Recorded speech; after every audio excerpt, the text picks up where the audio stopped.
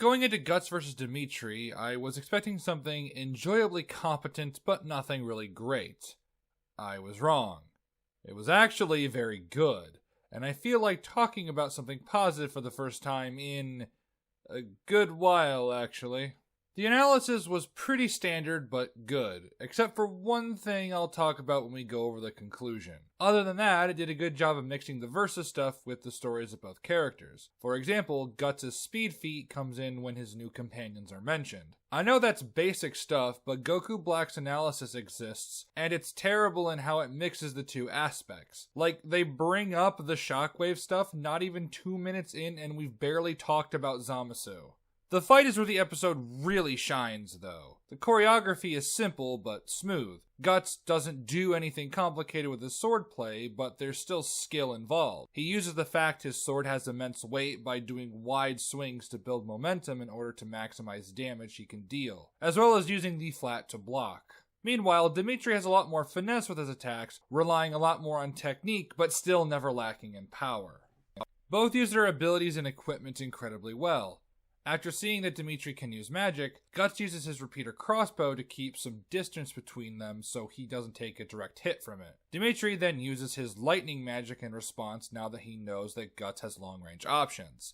They're not just using them randomly, but reactively, and being smart about them as well. Like when Dimitri uses his lightning when he and Guts are in a bind so Guts can't dodge it this time, and uses his ice magic to impale him while Guts is stunned. All of these details add up to an excellent first half of the fight. The second half begins with this outstanding sequence of both characters losing their fucking minds. The fire sending Dimitri down PTSD alley as the voices grow louder.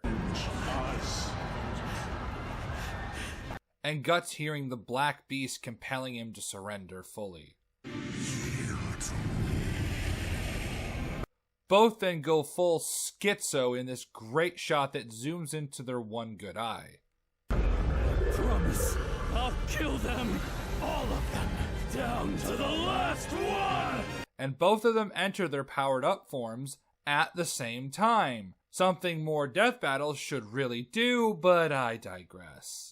Obviously, the Berserker armor taking over is going to be more visually appealing with it twisting Guts' arm back into place and not just being a blue glow, but I guess Dimitri's is cool too.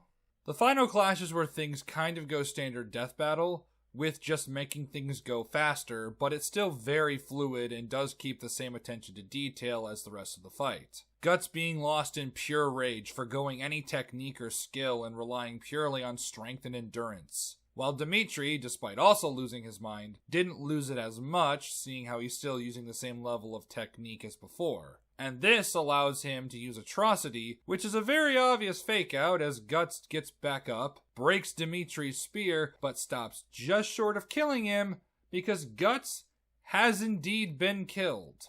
It's probably the most badass way you could kill Guts in these sorts of things. The Berserker armor allowing Guts to keep going only for it to drain all his blood, but he dies standing, not letting go of his sword. Such a badass way of dying earns Dimitri's respect, and he goes off to fight the demons who arrive to claim Guts' soul. An amazing ending to an amazing fight. But there are a few issues that my autism compels me to point out.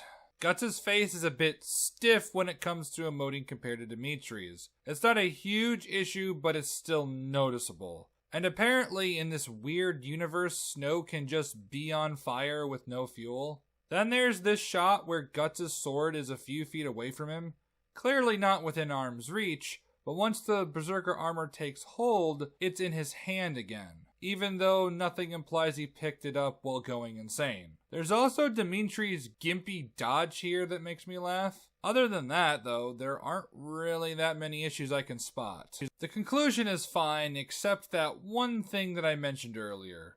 You see, they gave Guts a strength calc during his analysis, but didn't do one for Dimitri during his. And right away, we can know with 95% certainty that Guts is losing. Because Death Battle has done the loser being the only one to have a strength calc in their analysis to characters who often lose, making the outcome very predictable.